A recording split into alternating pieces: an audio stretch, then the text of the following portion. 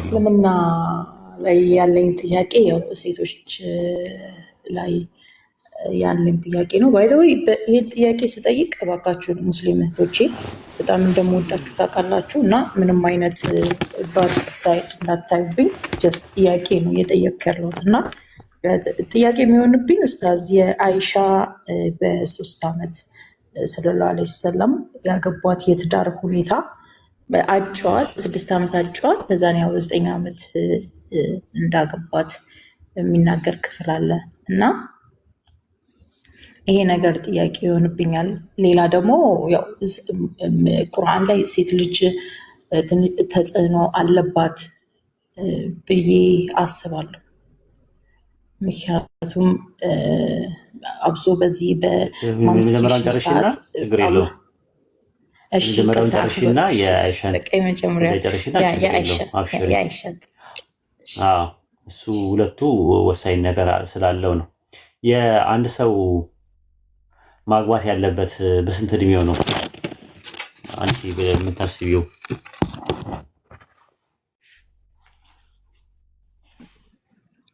ማስበው ያው ማግባት ያለባት በስንት እድሜው ነው ብለሽ ታስቢያለሽ? ከ18 ኦኬ ከ18 ከ19 ዓመት አንስቶ ስታንዳርድ ኬት ማግኘት ይችላል። አይምሮ ጎልብታለች ይችላል እኮ ስታንዳርድ ኬት ማግኘት ይችላል። እሱ አንድ ሴት ልጅ ማግባት ያለባት 18 ነው እኮ ኬት ማግኘት ይችላል። አሁን እሱ ያንቺ ስታንዳርድ ነው። አሁን የነገርሽኝ አንቺን ነው። አሁን ኮመን የሆነ ስታንዳርድ እኔ በዚህ ዓመት አንድ ሴት ልጅ ማግባት ያለባት በ30 ዓመቷ ነው ብዬ ብናገር እና የሆነ ነገሮች ፕሬሚሶችን ባቀርብ ስለዚህ ላፈርሰው እችላለሁ። ያንቺ የኔን ደግሞ የሚያፈርስ ሊኖር ይችላል። ግን አሁን ኮመን የሆነ ስታንዳርድ ነው የሚያስፈልገን ማለት በስንት አንድ ሴት ልጅ ማግባት ያለባት በስንት እድሜዋ ነው ብለሽ ጠይቂያቸው። ማንኛውም ሰዎች ጠይቁ ማለት ነው። እኛ በኢስላም አስተምሮት የአቅመ ጋብቻ የሚባል ነገር አለ። አንድ ሰው ለአቅመ ጋብቻ የሚደርሰው ለአቅመ ሐዋና ለአቅመ አደም የሚባል አለ። እዛ ላይ ከደረሰ አንድ ሰው ማግባት ይችላል። ቁርአን ላይ በሱረቱ ኒሳ ምዕራፍ 4 ቁጥር 6 ላይ የቲሞችን ጋብቻ እስከደረሱ ድረስ ፈትኗቸው ይላል። ይዛ የሚለው የአረብኛው ቃል ጊዜን የሚያመለክተው የጋብቻ የሆነ የራሱ ነገር ጊዜ ያለው ይህንን ነው የሚያሳየው። ረሱል ሰለላሁ ዐለይሂ ወሰለም በሐዲስ ላይ አቅመ ጋብቻ ብለው ነው ያስቀመጡልን። አቅመ ጋብቻ የሚባል ነገር አለ። ለአቅመ ጋብቻ አንድ ሴት ልጅ ስትደርስ ኢህቲላም የሚባል ነገር አለ። ተጻቦ ታውቂያለሽ? በአማርኛ ተጻቦ የሚባል ታውቂያለሽ ወይ? ቫጂናል ሉብሪኬሽን ይባላል በእንግሊዝኛ ተጻቦ አለ። ሴት ልጅ ያንን ነገር ማየት ስትጀምር ለአቅመ ሐዋ ደርሳለች፣ ሰውነቷን ለተራክቦ ዝግጁ ነው ተብሎ ነው የተቀመጠው በሳይንቲፊካሊ ማለት ነው። አሁን ይሄን ስታይ ምንድነው ምልክቶቹ? ያ ነገር ሉብሪኬሽን ቫጂናል ሉብሪኬሽን የሚባለው ወይም ደግሞ ተጻቦ የሚባለው ፈሳሽ ስታይ በምንድን ነው የሚታወቀው ብለን ስንል ምናየው ምልክቶች አሉ። ጡቷ ያጎጠቁጣል፣ ዳሌዋ ያነጠንጣል፣ ጸጉሩ ምንድነው ብልቷና ብብቷ አካባቢ ላይ ጸጉር ይበቅላል፣ ለራሷ ምልክት እንዲሆናት ማለት ነው። ግን እኛ የውጭውን በዛሂሩ የምናየው ነገር ምንድነው? ያንን ነገር እናያለን። ጡቷ ሲያጎጠቁጥ ምናምን እንዳለን ከዛ በኋላ ያ ነገር እንደታያት ምልክት ነው፣ ያ ነገር እንደመጣ ማለት ነው። ከዛ በኋላ አንዳንድ ሴቶች የወር አበባ የሚባለው ነገር ሳያዩ ሊቆዩ ይችላሉ። እንቁላል ማምረት ላይ ጀምሩ ይችላሉ። እንቁላል ማለት እንቁላል ለጽንስ ነው የሚጠቅመው፣ ለተራክቦ አይደለም የሚጠቅመው። አንድ ሴት ልጅ ካረጠች በኋላ ሜኖፖዝ ከሆነች በኋላ ተራክቦ ማድረግ ትችላለች።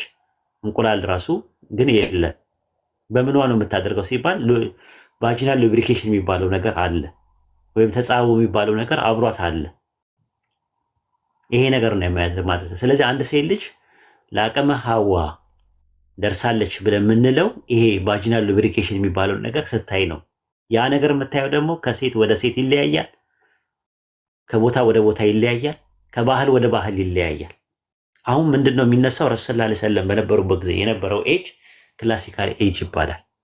ከዛ ሚድል ኤጅ መጣ፣ ከዛ ሞደርን ኤጅ መጣ፣ ከዛ ፖስት ሞደርን ጄኔሬሽን የሚባል ነገር መጣ። ሪፎርሚንግ ኤጅ ሁላ ነበር የሆነ ሰዓት ላይ። አሁን ምንድነው በዛን ሰዓት ያሉ ሴቶች አንደኛ በአረቡ ዓለም ውስጥ የነበሩ ሴቶች ምን አይነት እንትን ነበራቸው? ብስለት ነበረባቸው። አንድ የ9 ዓመት ሴት ልጅ ተራክቦ ለማድረግ ትችላለች ወይስ አትችልም? ሳይንቲፊካሊ ነው ማወቅ ያለብሽ እሱ። ትችላለች ወይስ አትችልም ነው። ጥያቄው። የምግቡ ጉዳይ አለ ምን አለ። አሁን እኛ እየመዘንን ያለነው ኢትዮጵያ ባለው ካልቸር ነው፣ ምዕራባውያን በሚሰጡን ነገር ነው፣ እሴት ነው እየሰጡን ያለው። ስለዚህ አሁን እኛ የምናደርገው ነገር ምንድነው?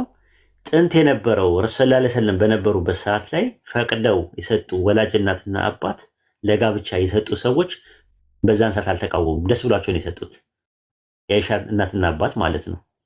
በወቅቱ የነበሩ ሰዎችም ረሱል ሰለላሁ ዐለይሂ ወሰለም በተለያየ ነገር ሲከሷቸው ነበር። አንደኛ ማለት ያጽፋል፣ ጠንቋይ ነው፣ ድግምተኛ ነው፣ ባለቅኔ ነው፣ እብድ ነው ብለዋቸዋል። ይህንን ጉዳይ ግን አንስተው ያውቁ። ይህን 14ኛው ክፍለ ዘመን በኋላ የመጡት ሙስተሽሪቅ የሚባሉት ወይም ደግሞ የመካከለኛው ምስራቅ ጥንተ ነገር የሚያጠኑ ኦሪየንታሊስቶች የሚባሉት ሲመጡ ያንን ነገር አላነሱትም። ይህንን ነገር በኋላ ላይ ግን ፖስት ሞደርን ጄኔሬሽን ላይ ሲመጣ ሰው የጋብቻ እድሜ ከፍ እያለ ሲመጣ ሰው ማግባት የሚባለውን ከ9 10 ምናምን ነገር ጀምሮ ያለውን ወደ ላይ እየሄደ ልክ 20 ቤት ውስጥ ሲገባ ያኔ ክላሲካል የነበረውን ጋብቻ መቃወም ተጀመረ ማለት ነው፣ ፖስት ሞደርን ጄኔሬሽን ውስጥ ያለው። ስለዚህ አሁን ምንድነው ክላሲካል ኤጅ ላይ የነበረውን የጋብቻ እንትን ፖስት ጄኔሬሽን ባመጣው ስታንዳርድ ኢቫሉዌት ማድረግ ሂስቶሪካል ፋላሲ ይሉታል ምሁራን፣ ታሪካዊ እጸጽ ይሉታል ማለት ነው። ልክ አይደለም ይላሉ። ኤግዛምፕል ልስጥሽ፣ ከአይሁዶች አንድ እንትን ልንገርሽ። አይሁዳውያን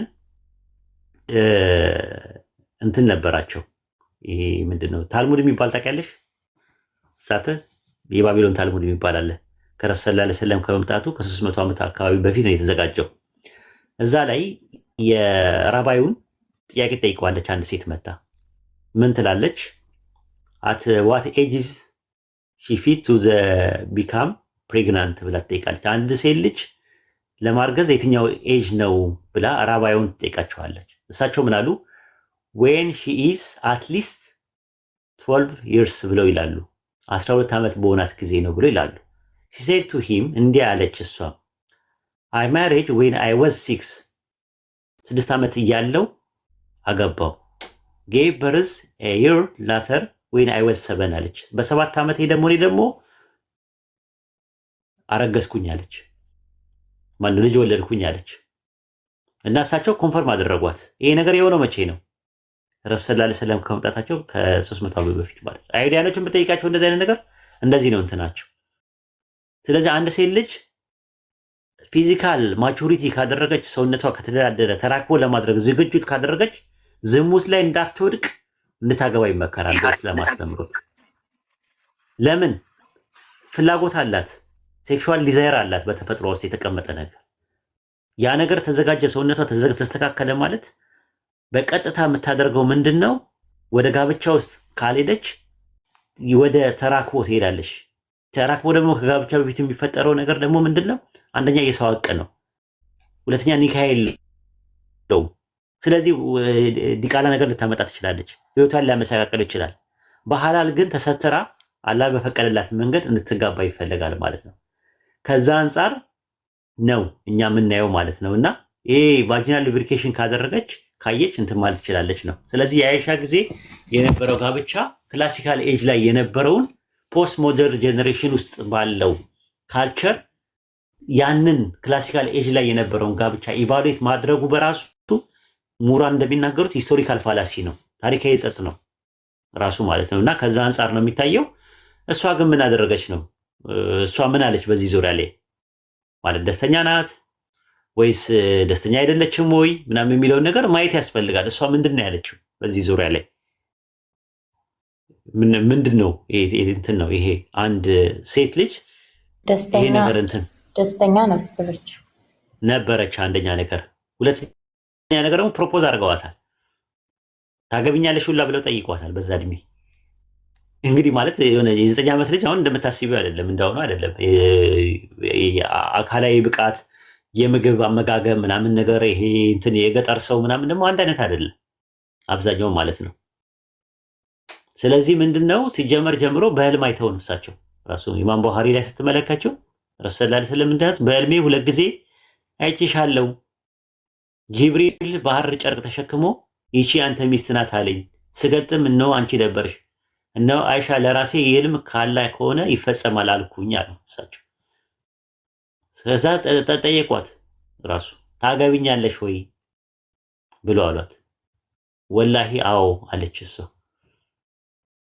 እንግዲህ ማለት ይሄንን መናገር የሚችል ማን ነው? እንደዚህ ብለውኛል ብላለች። እንደዚህ ብለውኛል እያለች ትላለች። እና በጣም ደስተኛ ነበረች ህይወቷ ማለት ነው። በጣም እንትን ነበሩ፣ ያፈቅሩኝ ነበረ፣ ቀል እንቀላለን ነበረ ምናምን ነገር እያለች ትናገራለች። ረሱል ሰለላሁ ዐለይሂ ወሰለም ምናምን አይሻ ምን አለች? ነብዩ ሲያገቡኝ የ6 ዓመት እንስት ነበርኩኝ፣ የ9 ዓመት እንስት ስሆን ደግሞ ወደ ቤቱ ገባሁኝ አለች። ብዙ ቦታ ላይ እንትን አለች። እንደዚህ አይነት እንደዚህ የምትናገር ሴት የትኛዋ ሴት ናት? እና የተለያየ መደብለ እውቀት ኢንሳይክሎፒዲያ ብሪታኒካ ራሱ ስትመለከቸው ለጋብቻ ትንሹ እድሜ የገደብ እድሜ የነበረው 12 ዓመት አሊያም ከዛ ያነሰ ሊሆን ሊሻሻልም ይችላል ብሎ ነው ያስቀመጡት። እንደገና ደግሞ እንትሎች ስኮላሮች በዚህ ነገር ያጠኑ ሰዎች የጋብቻ ጥናት ምሁሩ ለምሳሌ ብራውን ዮናታን አብዛኛው የጋብቻ ምሁራን አይሻ በ9 ዓመቷ ለአቅመ ሐዋ ደርሳለች ብሎ ነው ያስቀመጠው ጥናቱን ሲያጠና። ሱረቱ ኒሳ ምዕራፍ 4 ቁጥር 19 ላይ እናንተ ያመናችሁ ሆይ ሴቶችን ያስገድዳችሁ ናችሁ ልትወርሱ ለእናንተ አልተፈቀደም ነው የሚለው። ልጅቷ ፈቃደኛ ካልሆነች እንትን ነው። አንድ ጋብቻ ሴት ልጅ ተጠይቃ ታገቢያለሽ ወይ ስትባል ፈቃደኝነቷ የሚታወቀው በዝምቷ ነው። 20 ስታደርግ ነው የተባለው በእስላም። በተረፈ አልፈልግም ካለች ግን አትገደድም። ራሱ በእንትን ነው ያሉት። እና የአላህ መልእክተኛ ምንድነው ለአይሻ እንዲህ ያሏት በዱንያ ሆነ በአኺራ የኔ ባለቤት መሆንን አትፈልጊምን አሏት። እሷ ወላሂ እፈልጋለሁ እንጂ አለች። ፕሮፖዝ ያደረጓት አንቺ በዱንያ ሆነ በአኺራ ባለቤቴ ነሽ አሏት ይላል። እሷ ደስተኛ ነበረች፣ ትቀና ነበር ሁላ። ኸዲጃ የምትባል ባለቤት ከዚህ በፊት ነበረቻቸው ስለምትወዳቸው እሳቸው። አይሻ በጣም ትናገራለች። ከሰኔና እሳቸው አንድ ፈረቅ በሚባል ገንዳ እየቀዳን እንታጠብ ነበር ብላለች። ከጀናባ በኋላ በአንድ ገንዳ ውስጥ እንታጠብ ነበር እያለች ትናገራለች። እኔ የወር አበባ ላይ እያለሁ አለች ጭኔ ላይ ተደግፈው ቁርአን ይቀሩ ነበር አለች። ረሱል ሰለላሁ ዐለይሂ ወሰለም አይከለከለም። ሴት የወር አበባ ላይ ናት ተብሎ ኃይል ላይ ናት ተብሎ እንደ ርኩስ ነገር አትታይም በእስላም። ይሄን የነገረችን እሷ ናት። የወር አበባ ላይ ሆኜ የአላህ መልእክተኛ ፀጉሬን ያበጥሩልኝ ነበር አለች። የወር አበባ ላይ ሆኜ ጠጉራቸውን አበጥር ነበር አለች። የኔ የወር አበባ ላይ ሆኜ አጥንት ግጥ ነበረ። የአላህ መልእክተኛውም ስጋውን ከኔ ይወስዱና አፍ ያረፈበትን ቦታ ላይ አፋቸው በማሳረፍ ይግጡት ነበር። የወር አበባ ላይ ያለው በእቃ ስጠጣበት የነበረውን እቃ ይወስዱና አፍ ያረፈበት ቦታ አፋቸው በማሳረፍ ይጠጡ ነበር አለች። ምንም በቃ አይጸየፏትም ነበር።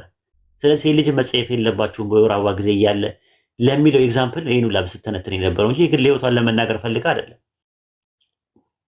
በወር አበባ ላይ ነኝ አልኩኝ ከመስጊድ ሰሊኑን አምጪልኝ ሲሉኝ እሳቸውም የወር አበባ እኮ በእጅሽ ውስጥ አይደለም አሉኝ አለች። ሄደሽ ማምጣት ትችላለች፣ ሰሊኑን የሚሰግዱበትን ማምጣት ሁላ ትችላለች። በጾሙ ወር ውስጥ ሆነው ራሱ የአላህ መልእክተኛ ይስሟት ነበር። ይቻላል። አሁን በእስላም አሁን ሚስቴ መሳም እችላለሁ፣ ጉንጯን ማቀፍ እችላለሁ። ጾም ላይ ማለት ነው። ሌላ ነገር ተራክቦ ብቻ ነው የተከለከለው ጾም ላይ። እና የወር አበባ ላይ ያለች ሴት ጋር ተራክቦ መደረግ አይፈቀድም። ያው ታውቂዋለሽ ባለትዳር ከሆንሽ ማለት ነው ያለውን ነገር። ጾም ላይ ያለው ሚስቶቻቸውን ይስሙ ነበር፣ ከእናንተ ይልቅ እሳቸውን ስሜቶቻቸውን ይቆጣጠሩ ነበር አለች። አያረጉም፣ ምንም ነገር አይፈቅድ። ይላፉ ነበረ። ሩጫ ተወዳድረን አሸንፈውኛል ትል ነበር። ይሄን ሁሉ ያመጣችው ነገር ምንድነው? በቃ አርአያ መሆን ይችላሉ ለትዳሬ በቃ ደስተኛ ነኝ እና ባሎቻቸው ሴቶቹን እንዴት አድርገው ትሪት ማድረግ እንዳለባቸው ለማሳየት ነው የምታወራው የነበረው።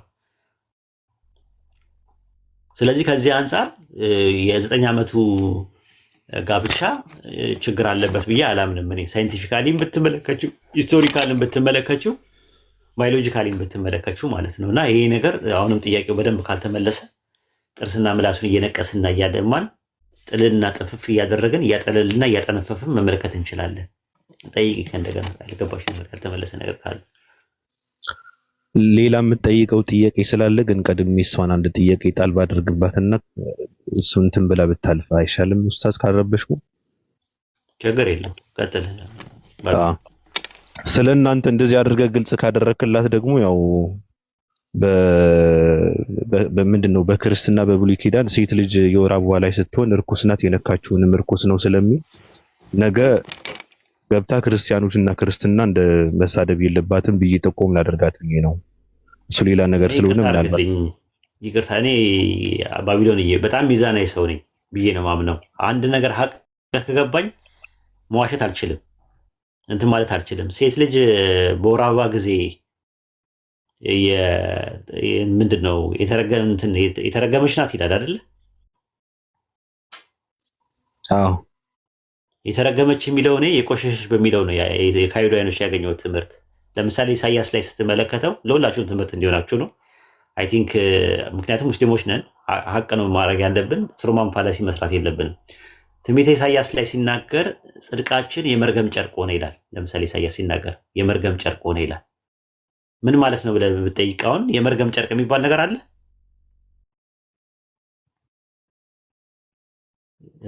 ባቢሎን ላንተ ነው የምጠይቀህ።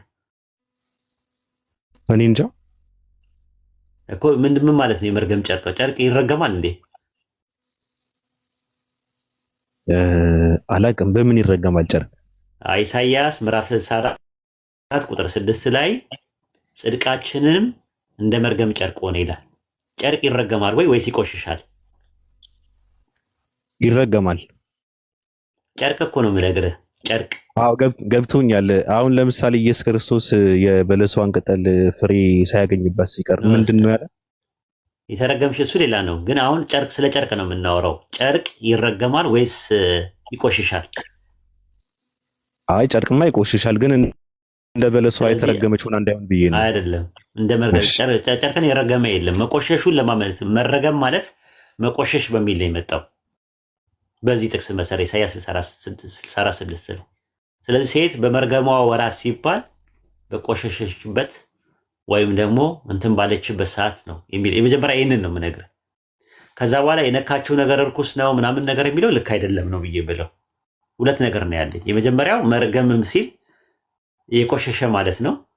ግን የነካችው ሁሉ እርኩስ ነው፣ እሷም እስከ ማታ ድረስ የነካትም ሁሉ ይረክሳል ምናምን የሚለው ነገር እሱ ነገር ትክክል አይደለም ነው የኔ ፖይንቴ እንጂ መርገም የሚለውን ነገር የተረዳሁት የነካችው ምናምን ነገር የነካትም ምናምን ነገር የሚለው እሱ ልክ አይደለም ነው የምለው። ዘሌዋውያን 15 ላይ ምን እንደዛ ነው። በቃ የነካችው እንትን ያለበት ምናምን ነገር እርኩስ ነው ምናምን ነገር የሚለው ልክ አይደለም ነው ብለው። በተረፈ ይሄ አሁን መርገም የሚለውን ነገር ያው የሴት ልጅ የወር አበባ ላይ ስትሆን ያ ነገር አላይክ ቻርጅ የሆነ ስፐርም ሴል እና ኤክሴል ፈርቲላይዝ መሆን ሲገባው እንቁላሉ ስፐርም ሴል ሳያገኝ ሲቀር እንቁላሉ ከማጠር ግድግዳ ጋር ካለው ጋር ተደባልቆ ግድግዳ ላይ ካለው ቅርፊት ጋር ተደባልቆ ተበጣሶ ሲወጣ የቆሸሸ ነገር ነው። ያ ነገር ምንም ይታወቃል፣ ምንም እንትን የለውም።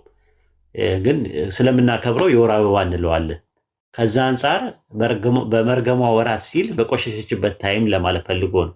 ግን እሷን የሚነካ እርኩስ ነው ምናምን የሚለው ነገር ልክ አይደለም ነው ብለው ይህንን ነው ያለኝ እንትን ማለት ነው። ባቢሎን ጥያቄን አድሬስ አድርጌ ከሆነ አይ ስላስተካከልከኝ በጣም ነው የማመሰግነው። እኔ እንደዚህ አድርጌ ነጥዬም አልተረዳሁትም ነበር። በጣም የሚገርም ነገር ነው። አመሰግናለሁ። ፍትሃዊነትህን ሳላደንቅ አላልፍም። ግን ጥያቄውን እንትናን መጠየቅ የፈለግኩት ግን ስታር አሁን ስለ ትንሿ አይሻ ካወራች በ9 ዓመቷ ያገቧትን ትንሽ አይሻ ብላ ጥያቄ ካነሳች ምናልባት ብዙ ጊዜ ጥያቄውን ስለሚነሳ ስለማቀው ሲያወሩም ሰምቼ ስለማላቅ ስለ ትልቋ ከዲጃስ ምን ትላለች? አሁን የ15 ዓመት ልዩነት ያላቸው ነው አይደል ያገቧት? ስለሷ ምን ትላለች? አሁን እንዴት አድርጋ ነው የምትረዳው? አጭር እንትን አድርጋ ስለሱ ትንሽ ነገር ብላ ወደ ጥያቄው ብትቀጥል አሪፍ ነው።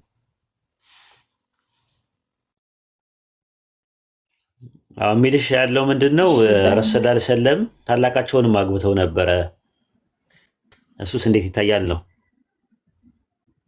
እንዴት ታያዋለሽ? እሱንም በመጀመሪያው ጥያቄ ላይ ባቢሎን ክርስቲያኖች ጋር ሄደሽ ባልከው እኔ ማለት ክርስቲያኖችን ጠይቂ ወይም አንቺ ክርስቲያን ኮንሽ ከሆነ የጠየቀኝ እኔ ክርስቲያን አይደለም። ክርስቲያኖች ጋር ሄጄ ጥያቄ አይደለም። አይ ጥያቄ አልነበረም፣ ጥቆማ ነው። ግድ የለም እሱን ዝለይ። ኦኬ እሺ። ስለ ሁለተኛው ደግሞ ስለ ከድጃ እንደውም እኔ ስለሷ ምንም ጥያቄ የለኝም። ለምን እርስ በርሳቸው ራሱ ሚስቶቻቸው ይዋደዱ ነበረ። ከድጃ ትልቅ ሆና እነሱ ከአይሻ ጋር ያላቸውን አንድ ወንድሜ ሲነግረኝ ይከባበሩም ይዋደዱ ነበረ። ስለዚህ ስለሷ እኔ ምንም ጥያቄ የለኝም። ጥያቄ ያለኝ ስለ ትንሿ አይሻ ነበረ። አይደለም መከባበራቸው ሳይሆን ከእርሶ የምትበልጥ በ15 ዓመት የምትበልጣቸው ሴት ነው ያገቡት። ገብቶሻል? ለዛውም በሷ ጠያቂነት ነው መሰለኝ። አዎ እዚህ ላይ ጥያቄ የለኝም። እኔ ባቢሎን እሷ ላይ ጥያቄ የለኝም ብትበልጣቸው። ለምን እኔ ትንሿን አይሻ እኮ የጠየቁት ሰውነቷ አቅሟ አይችልም። እሳቸው ከ50 በላይ የሆኑ ስለሆነ እሷ ትንሽ ስለሆነች ይሄ ቦዲ የምንለው ለአቅመ ጋብቻ አልደረሰችም የሚል ጥያቄ ነው የነበረኝ እንጂ በእድሜ ስለመብለጧ ጥያቄ የለብኝም። ለምን ትቋቋመዋለች ሁሉንም ነገር ብዬ ነው የማስበው። አልገባሽም? በቃ ጠይቂው ኡስታዝን፣ እሱ እንትን ይመልሽ። የቀረ ጥያቄ ካለ ጨርሺውና መጨረሻ ላይም ነግሬሻለሁ ቅድም። አይ አጀንዳውን እኮ ጠምዝዘው ሌላ ነገር የራሳቸውን ቀረቀሩብኝ እንዳትይ ነገር እርግጠኛ ነኝ እኮ በጸባይ ስለማቀው ነው። የገባሽበትን ጉዳይ ሐሳብ መስጠት ትችያለሽ ብዬሻለሁ በመጀመሪያው ነው።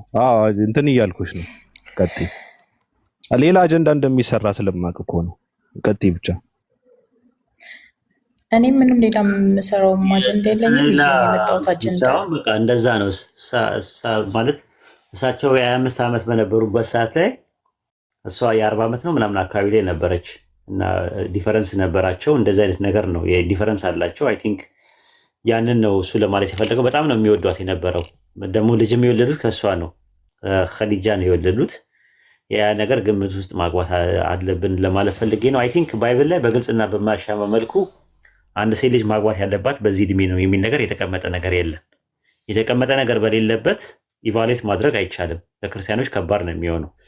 ባያው ምዕራባውያኖች ይህንን ነገር ሲያመጡ ልክ አይደላችሁም። ፖስት ሞደርን ጄኔሬሽን ውስጥ ናቸው ያላችሁት እናንተ።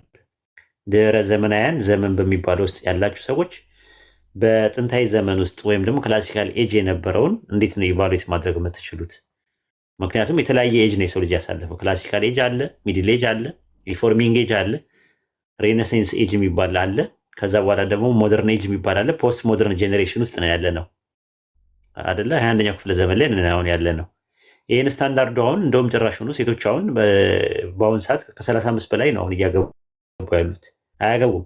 ያው የሆነ ኮሃቢቴሽን የሚባል ነገር መጥቷል። ሰምተሽ እንደሆነ አላውቅም። አዲስዬ ሰምተሻል? ይሄንን ኮሃቢቴሽን የሚባል ኮሃቢቴሽን በቃ ሰዎች በቃ ከ11 ዓመት ሴት ልጅ ተራክቦ ማድረግ የምጀምረው በ11 ዓመታቸው ነው እንትን የሚሉት ክለብ ላይ ምናምን መጀመሪያ ሲጀምሩ ነው የሚወሰደው የሴት ልጅ። ከዛ በኋላ ምንድነው እንደ ኖርማል ነገር ነው የሚያደርጉት። ከዛ በኋላ አብረው ይኖራሉ ወንድና ሴት ሳይጋቡ። ኮሃቢቴሽን ይባላል ማለት ይፈቀድላቸዋል። ከዛ በኋላ የሚፈልጉት ነገር ያደርጋሉ።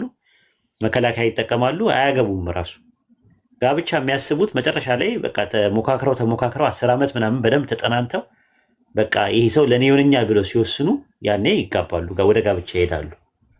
ከዛ ልጅም ደግሞ አያስፈልገንም የሚሉ ሰዎች እየበዙ ነው ያሉት በአሁኑ ሰዓት አውሮፓ ላይ ስትመለከቸው እንዲህ አይነት ነገር አለና ዘመኑ እየተበላሸ ነው። እና ልክ የምዕራባውያንን ርዕዮትና አብዮት እንደ እሴት አድርገን እንደ ሳቦት አድርገን ስታንዳርድ አድርገን መቀበል አይጠበቅብንም። እኛ ለምን እንትን ስታንዳርድ መሆን አይችልም። ማናቸውና ነው እነሱ ለኛ ሃይማኖት ስላለን ሰዎች ስታንዳርድ የሚያወጡልን ማለት ነው። ባይሆን እንነጋገር ከተባለ ባዮሎጂካል እና የሎጂካል በሆነና ሳይኮሎጂካል በሆነ ነገር እንነጋገር ነው እየተባለ ያለው። ከዚህ አንጻር አንቺ እንዳየሽው ሳይኮሎጂካሊ እንዴት ነው ይሄ ነገር ነው ተራክቦ ለማድረግ ከደረሰች አንድ ሴት ልጅ ለአቅመ ሐዋ ደረሰች፣ ለአቅመ አደም ደረሰ ከተባለ ያ ሰው ዲዛይሮ አለው የማድረግ ባቲው ማለት ነው። ስለዚህ ከሚያደርጉ እነሱ ባልሆነ ነገር በሐራም መንገድ ከሚያደርጉ እኛ ደረናቸው እነዛ ሰዎች ማለት ነው። ፍላጎታቸውን በአግባብና በሐላል አላህ በፈቀደው መልኩ ቢያደርጉ ጥሩ ነው። ዚና ውስጥ ባይወድቁ፣ ዝሙት ውስጥ ባይወድቁ ጥሩ ነው። ይሄ የተሻለ ነገር ነው፣ አማራጭ ነው ብለን ነው የምናምነው። አይ ከዚህ ጋር ይቃጫል ካሉ ግን እነሱ ሳይኮሎጂካል፣ ሎጂካል፣ ባዮሎጂካል የሆነ ኤቪደንስ ማምጣት ያለባቸው ምዕራባውያኖች ናቸው። አንቺ በተረፈ ደግሞ በኢትዮጵያ ሴት በኢትዮጵያ ትራዲሽናል ኮንቴክስት ያደግሽ ስለሆንሽ ይሄ ነገር እንትን አይላልሽ ማለት ነው። የግድ የዌስተርንን ሊቪንግ ስታንዳርድ መውሰድ የለብንም ለላይፋችን ማለት ነው። የምንወስደው ጥሩ ነገሮች ሊኖሩ ይችላሉ። ስልጣኔውን ልንወስድ እንችላለን፣ ግን ስልጣኔውን በምጣኔ ነው የምንጠቀሙ እኛ ሙስሊሞች። ስልጣኔ አያስፈልግም አላለም። መሰልጠን ማለት መሰይጠን ማለት አይደለም። ስለዚህ ከዚህ አንጻር ብትመለከችው ጥሩ ነው። ይህ ጥያቄ ከተመለሰልሽ የሆነ ጥያቄ ጠይቀሽኝ ነበረ። ከዛ በኋላ መሰለኝ የሆነ ረስቼዋለሁ። አዎ ተመልሶልኛል። ግን ጠይቄዎት ነበር። በአይሻ ውስጥ ተመልሷል። ያው እስልምና ይሄ በፔሪድ ሰዓት ሴቶች የተፈጥሮ ሆኖ ለምን ይገለላሉ ወይም ለምን ይጸየፋል የሚለውን ጥያቄ ነበረ። ተመልሶልኛል እዛ ውስጥ። እኛ ጋር በኢስላም ከሴት ልጅ ጋር መተኛት ይቻላል። የወር አበባ በሆነችበት ሰዓት ላይ የወሊድ ደም በምትሆን ልጅ ወልዳ የወሊድ ደም በምትሆን መተኛት ይቻላል፣ ማቀፍ ይቻላል፣ መሳም ይቻላል፣ አብሮ መብላት መጠጣት ይቻላል፣ ማጉረስ ይቻላል፣ ፍቅር መስጠት ይቻላል። ምንም ነገር የተከለከለ ነገር የለም። ረሱል ሰለላሁ ዐለይሂ ወሰለም ያሉት ከተራክቦ ውጪ ነው ያሉት። ተራክቦ ከማድረግ ውጪ ሁሉ ነገር የተፈቀደ ነው። ሴቶችን በወር አበባ ጊዜ ራቋቸው የሚለው ቁርአን ስለ ተራክቦ ነው የሚያወራው። ራቋቸው የሚለው እንጂ ስለ እንትን አይደለም። ራቋቸው ሲባል ስለ አካላዊ መራራቅ ወይም ደግሞ የሆነ ነገር ሳይኮሎጂካሊ ራቋቸው ምናምን ነገር ማለት አይደለም። እስከሚነጹ ድረስ ማለት ነው። ከዛ በኋላ ምንድነው በነጹ ሰዓት ግን ተገናኟቸው ይላል። ራቋቸው የተገናኟቸው ተቃራኒ ሆኖ ነው የመጣው። that means ሌላ ነገር አታድርጉ ነው። ሌላ ነገር ማድረግ የተከለከለ ነው። ሌላ ነገር አታድርጉ ነው የተባለው። ማለት የተራክቦን ብቻ ነው እንጂ ከተራክቦ ውጪ መሳሳም ይቻላል፣ ማቀፍ ይቻላል፣ አብሮ መተኛት ይቻላል። በኢስላም ምንም የምትገለለው ነገር የለም። ሴት ልጅ በወሊድም ጊዜም እንደዛ ነው። እዚህ ላይ ምናልባት ጥያቄ የሆነብሽ ከሆነ አላውቅም። እንክብካቤ ደግሞ የምትፈልግበት ሰዓት ላይ ነው። አይተሽ ከሆነ ሴቷ ነጫጫ የምትሆንበትም ሰዓት ላይ ምናምን ነገር እሱ ነው የምትሆንበት ሰዓት ነው። ስለዚህ በዛን ሰዓት እቅፍ አድርጎ ድግፍ አድርጎ ምንድን ነው የምትበይው? ፀሐይ ነው ዛሬ ቀይ ወጥ እንዳትበይ ትቃጠይብኛለሽ ምናምን እያለ መንከባከብ አለበት በዛን ሰዓት።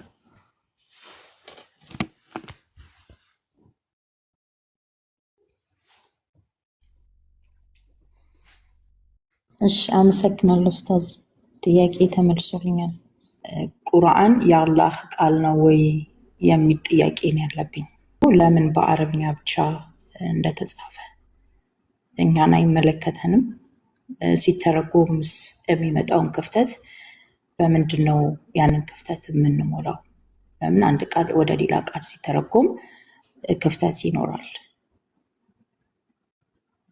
እና ዋናው ጥያቄ የአላህ ቃል ስለመሆኑ ነው። ሁለት ጥያቄ ነው ጠየቅሽኝ። ያው ትንሽ አድርገሽ ስላጎረሽኝ ችግር የለውም። እንትን አፌ ትንሽ ነው እና ጉርሻ አንድ ጉርሻ ካጉርሰሽ ነው እሷን ዋጬ ያላምጬ ከዛ በኋላ ወደ ሁለተኛው ሄደው አጋጣሚ የሆነ ደግሞ ሁለት ጉርሻ ስታጉርሽኝ ትናንሽ ስለሆኑ ትንሽ ችግር የለውም እና ከዛ አንጻር ለቀጣይ ስታጎርሽኝ መጀመሪያ አንድ አጉርሰሽኝ እሱን አላምጬ ውጬ በደንብ አድቅቄ ከዛ ታች ከወረደ በኋላ ወደ ሁለተኛው ጉርሻ ሄዳለሁ ማለት ነው። እሺ ሌላ ጊዜ ማለት ነው። ጥያቄ ከዘራረብሽልኝ መልስ ለመስጠት አያመችም፣ መዋጡም ይከብደኛል ማለት ነው። የመጀመሪያ ጥያቄ የጠየቅሽው ምንድነው? ቁርአን ከሱረት ፋቲሃ እስከ ሱረቱ ናስ ድረስ ያለው 114 ስራዎች የአላህ ንግግር ነው። በቁርአን ውስጥ ካላህ ውጪ ሌላ ተናጋሪ የለም። ጅብሪል አለይሂ ሰላም ሆነ ረሱል ሰለላሁ ዐለይሂ ወሰለም በቁርአን ላይ ያላቸው ሚና መልእክቱን ማድረስ ብቻና ብቻ ነው። ስለዚህ ቁርአን ላይ የሚናገረው አላህ ነው። አላህ ሲናገር የተለያየ አነጋገር ይናገራል። አንደኛ እኔ እያለ ይናገራል።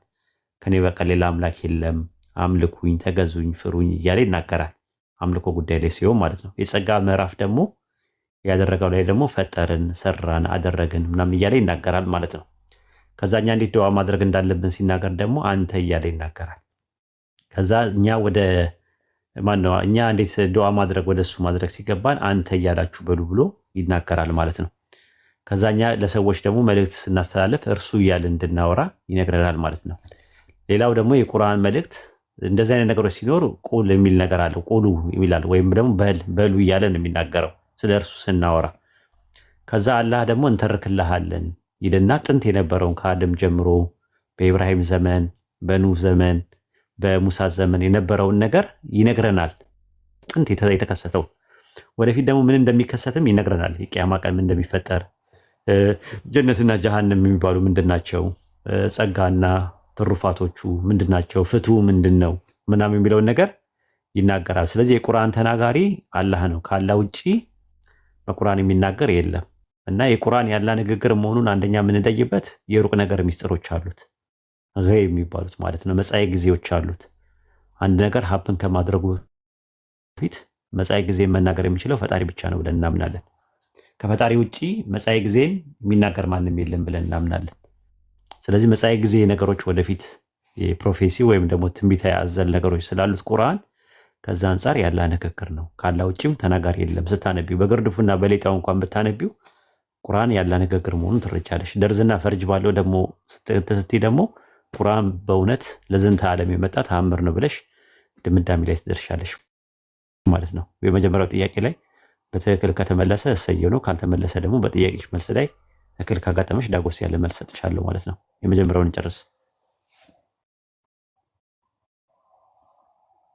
እሺ ማለት ቁርአኑ ላይ ወደፊት የሚሆነውን ነገር ማለትም ይሄ ራእይ የሚባለውን ነገር የሚናገረው አላህ ብቻ ነው? አዎ የቁርአን ተናጋሪ ሙሉ ለሙሉ አላህ ነው። ካላ ውጭ ተናጋሪ የለም። ቁርአን ለምሳሌ ረሱል ሰለላሁ ዐለይሂ ወሰለም በል ሰው ነኝ በል ይላል። ሰዎች አምላክ ነው ወይ መልአክ ነው እንዳንል ሰው ነኝ እኔ ሰው ብቻ ነኝ በል እያለ ይናገራል። ሰው እኛ የምንለውንም እንትን መልእክተኛው ይህን ቁርአን ሰዎች የተጣሉት አድርገው የያዙት አሉ በላቸው እያለ የሚናገረው አላህ ነው። ተናጋሪ ፈጣሪ ነው እየተናገረ ያለው። ከፈጣሪ ውጭ አታገኝም። ምናልባት እንደ ባይብል አይስበሽ ከሆነ ባይብል ስትሪዮታይፕ አለው አይደለ? የፈጣሪ ንግግር አለ፣ የነቢያት ንግግር አለ፣ ከዛ ደግሞ የታሪክ ጸሐፊዎች ንግግር አለ። ሶስት ነገር ነው። እነሱም ሲያምኑ ሲነርጊያ ነው ብለው የሚያምኑት ሞኖርጊያ አይደለም። ራሱ ሬቪሌሽኑ ማለት ነው። ግልጠተ መለኮቱ ሲነርጊያ ነው ይላሉ። የሰውም የአምላክም ቅልቅል ነው ብለን የሚያምኑት ክርስቲያኖች ማለት ነው። እኛ ደግሞ የምናምነው ቨርባል ስፒች ኦፍ ጋድ ነው ብለን የምናምነው ዲክቴሽናል ሳይሆን ቨርባል ነው፣ የአምላክ ንግግር ነው ብለን ነው የምናምነው። ቁርአንም የአምላክ ንግግር እንደሆነ ብዙ ቦታ ላይ አላህ ሲናገርም ትሰሚዋለሽ። ከዛ ማሻገር ደግሞ ቁርአን ራሱ ያላ ንግግር መሆኑ ብዙ ቦታ ላይ አለ። ሱረቱ ተውባ ምዕራፍ 9 ቁጥር 6 ለናምና ያክል ተጠቃሽ ነው። ይሄ ይመስላል። እሺ ተመልሶልኛል። መጀመሪያ እሺ ሁለተኛው ጋር መሄድ እንችላለን አሁን። ቁርአን ሪቪልድ ያደረገው በአረብኛ ነው። የተለያየ ሱረቱል ኢብራሂም ምዕራፍ 14 ቁጥር 5 ላይ ስትመለከቱ እያንዳንዱ መልእክተኛ በወገኑ ቋንቋ እንጂ በሌላ አላክንምና ይላል። ስለዚህ አንድ ነቢይ ሲላክ አንድ መልእክተኛ ሲመጣ እሱ በመጣበት በተወለደበት ማህበረሰብ ነው ሪቪልድ የሚሆነው። ለምሳሌ ኢሳ ኢብኑ መርየም አለይሂ ሰላም ሲመጣ በአረማይስጥ ነበረ ሬቪሌሽኑ ሪቪልድ የሆነው ማለት ነው። ሙሳ አለይሂ ሰላም ሲመጣ ደግሞ ሪቪልድ የሚሆነው ደግሞ በዕብራይስጥ ነው የነበረው ማለት ነው። ለረሱል ሰለላሁ ዐለይሂ ወሰለም ደግሞ ግልጠተ መለኮቱ ሲመጣ በሪቪልድ የሆነው ያ ግልጠተ መለኮቱ በአረብኛ ነው። አረብኛው ያ ነገር አንደኛ ኦሪጂናሉ በጠበቀ መልኩ ወደ ሌላ ቋንቋ ሲሄድ ሲተረጎም አረብኛ ሰፊ ነው። አንደኛ አላህ ያደረገው የመጨረሻ ከረሱል ሰለላሁ ዐለይሂ ወሰለም በኋላ የሚመጣ ነቢይ፣ የሚወርድ መጽሐፍ፣ የሚላክ መልእክተኛ የለም። ስለዚህ አላህ ያንን ነገር ያደረገው አንደኛ ጥንታዊ በሆነ ቋንቋ፣ ሁለተኛ በቮካብራሪው ሰፊ በሆነ ቋንቋ፣ ሶስተኛ ደግሞ ዓለም አቀፍ በሆነ ቋንቋ ነው ያደረገው። አሁን አረብኛ አይ ቲንክ ወደ ሁለተኛነቱ ምናምን ይዟል ይባላል አሁን ላይ ማለት ነው። በፊት አራተኛ ነበረ። የመጀመሪያው እንግሊዝኛ ነው፣ ሁለተኛ ፈረንሳይኛ፣ ሶስተኛ ስፓኒሽ፣ አራተኛ ደረጃ ነበር የነበረው አረብኛ።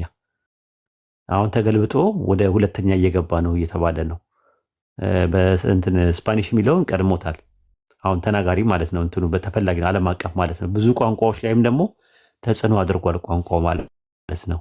አሁን ለምሳሌ ስፒሪት የሚለው የእንግሊዝኛው ቃል አረብኛ ነው።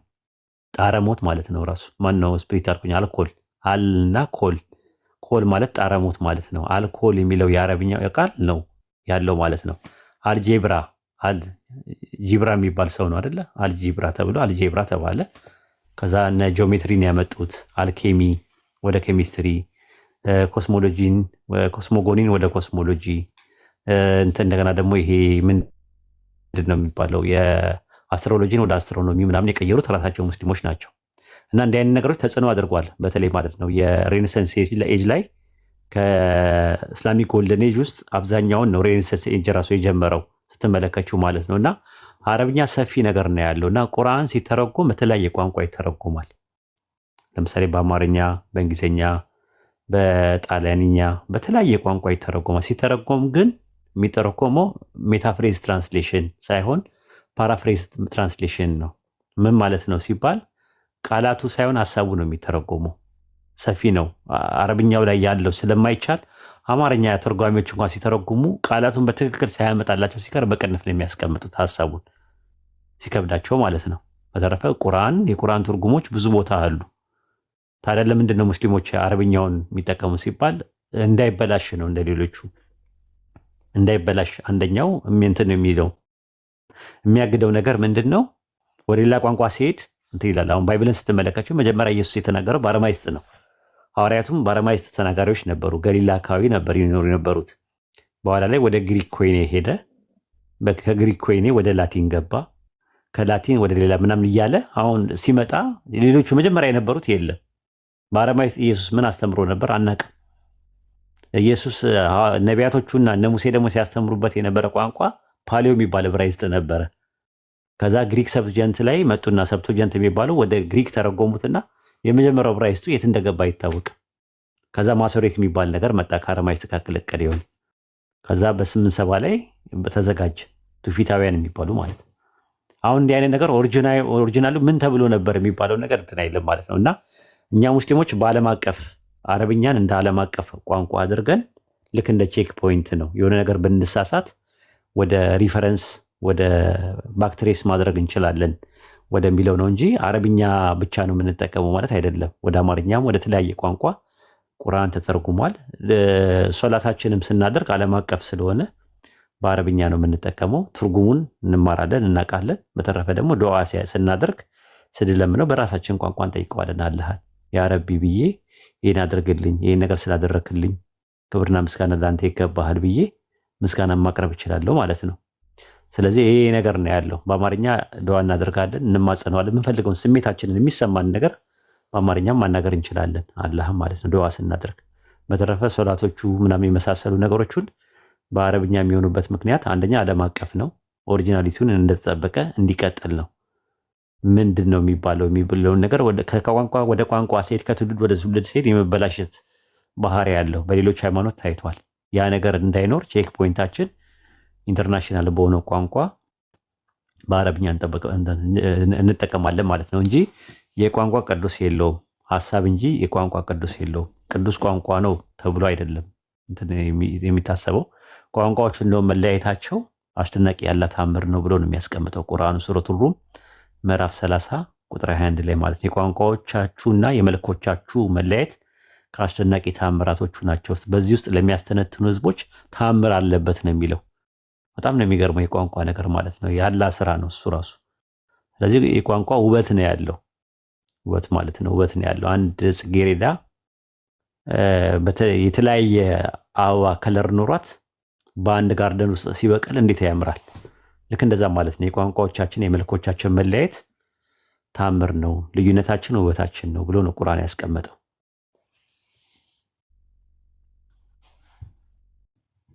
ይሄ ይመስላል ማለት። አመሰግናለሁ። ጨረሽ ሁለቱም ጥያቄ? አዎ ለሁለቱ በቂ መልስ አግኝቻለሁ። ሽክራን ኡስታዝ። ሌላ ከፈለሽ አመጣሽና ላምጣሽም ማምጣት ትችያለሽ። ጥያቄ አለው እኔ አሁን ከፈለሽ። እሺ ግዴታ የሰራሁትን ነገር ይችላል እዚህ ጋር ማለት ለመታወቅ እኮ ነው። እኔ ለመታወቅ ስለፈለኩኝ እንጂ አንቺ ግድ መስራት አለብሽ ብዬ አይደለም። ግን እንደ ታዋቂ ሰው ከሆንሽ በምን መርሃ ግብር ውስጥ ነው ያለሽ ለማለት ነው እንጂ ሌላ ነገር አይደለም። እሺ ይሄን ያህል ታዋቂ አይደለም፣ ግን ኤቲስት ነኝ። በኤቲስት ብዙ ጊዜ ቤት ከፍቼ ሃይማኖት ንጽጽር አደርጋለሁ። ሃይማኖተኞች እየመጡ ይወያያሉ። ስለሱ ትንሽ ይጅበት። አሁን ኤቲዝም የሚባለው ነገር ትንሽ ይጅበትና ከዛ ደግሞ ወደ ፌሚኒዝም እንገባለን። ስለዚህ ላወራ አይደለም። ሃይማኖት የሚጠፋ ከሚፈልጉት ውስጥ ተሰብስባችሁ ነው እንደዚህ ሃይማኖት ባህልና ያው ትዳር ምናምን ኤቲዝም ራሱ አንድ ራሱ ኤቲዝም ራሱ ሃይማኖተኞች ሙቭመንት ነው። እዚሁ ተያይዛችሁ ነው ተሰብስባችሁ የመጣችሁት። እሺ አይ ለማንኛውም ኤቲዝም በራሱ ራሱም ችግር ነው። እሺ ይቀጥይ። ግን ብታብራራው ግን አሪፍ ነገር ያስጀመረውና መጀመሪያው ከየት እንደመጣ እንደተነሳ ስለዚህ ላውራ ኤቲስት ነሽ? እኔ ኤቲስት ሳይሆን እኔ ዲዝ ነኝ ማለት በክሬተር አለኝ ብዬ አምናለሁ። ግን ያው ትንሽ ቅሬታ ያለኝ እኔ ሃይማኖት ላይ ነው። ሃይማኖት ላይ ሁሉም ሃይማኖቶች ላይ ጥያቄ አለኝ። ግን አይ ሃቭ ክሬተር ኤግዚት አድርጌያለሁ። ስለዚህ ፈጣሪ አለኝ ያለምንም እንትን ተገኘው ኤቲዝም እኮ ማለት ፈጣሪ እኮ ስላየው ኮሜንታተሮች ኤቲስት ነኝ አትያ። አሁን አላወቅሽውም። ኤቲዝም ከሆንሽ በፈጣሪ መኖር አያምኑም እነሱ። አንቺ ታምኛለሽ? እኔ በፈጣሪ መኖር አምናለሁ። በጣም ነው የማምነው። በጣም እኮ ታዲያ ኤቲስት አይደለሽማ አንቺ።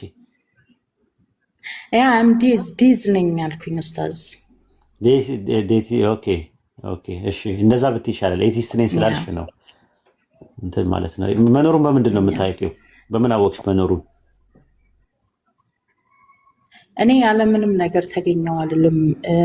ሁሉንም ነገር ቢሆን ያለምንም ክሬተር መኖሩን በምንድን ነው የሚያውቀው? አሁን ፈጣሪ አንድ ፈጣሪ አለ ብለሽ ታምኛለሽ? ያ ክሬተር አለ ብያለሁ።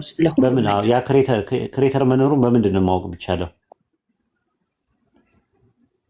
በእኔ በመፈጠሬ እኔ ኤግዚት በማድረጌ እና እኔ ለምሳሌ እኔ ውስጥ በሚደረጉ ነገሮች በሁሉ ነገር ይሄ በተፈጥሮ አሁን በአንቺ ውስጥ ያለው ነገር የልብ መምታት አንቺን የሰራሽ እኮ እናትና አባትሽ ናቸው እኮ የሰሩሽ አንቺን እኮ አይደል እንዴ?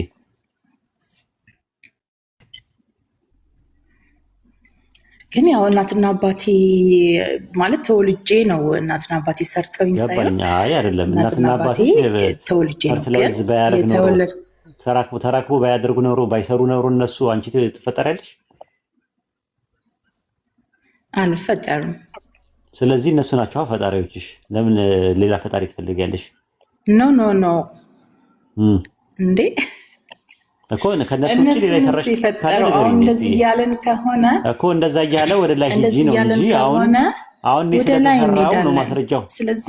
ስለዚህ ይኸውልሽ እኔ ስለተሰራው ፈጣሪ መኖሩን ማስረጃ ነው ያልሽው ነገር ውድቅ ሆነ ማለት ነው በዚህ ባጭሩ። ያ ኡስታዝ እኔ ስልኮ በእኔ ውስጥ ያሉትን ነገሮች ለመናገር ፈልጌ ነው። የልብ ምት፣ የኩላሊት ማጣራት፣ እነዚህ ነገሮች የመተንፈስ እነዚህ ነገሮች የሚቆጣጠር ኤክሴል ፈርቲላይዝ ከሆነ ምንም የሚቆጣጠር ነገር የለም። ፕሮሰሱ ተፈጥሮ ነው ራሱ የሚሄደው ቢሉሽስ እኔ እዛ ጋር ነው በቃ የምለያየው ከነሱ ጋር። እኔ ደግሞ እንደዛ አይደለም እንደዛ ነው እንትን የሚለው አይ እንትን ለማለት ነው ለኢንትሮዳክሽን ያክል ነው። እና አይ ቲንክ ፈጣሪ መኖሩን የምታስረጅበት በዚህ መልኩ አይደለም። ግን እስቲ ይሁን ለመታወቂያ ያክል ስለሆነ ማስጨነቁና ማጨናነቁ ብዙም ተገቢ አይደለም። ራሱ እኔ ለመጀመሪያ ጊዜ ነው ያየሁሽ። ስለዚህ አቋረጥኩሽ፣ አፉ በይኝ። አውሪ እሺ፣ እድል ልስጥሽና እሺ። እኔ አንድ ደቂቃ ባልሞላ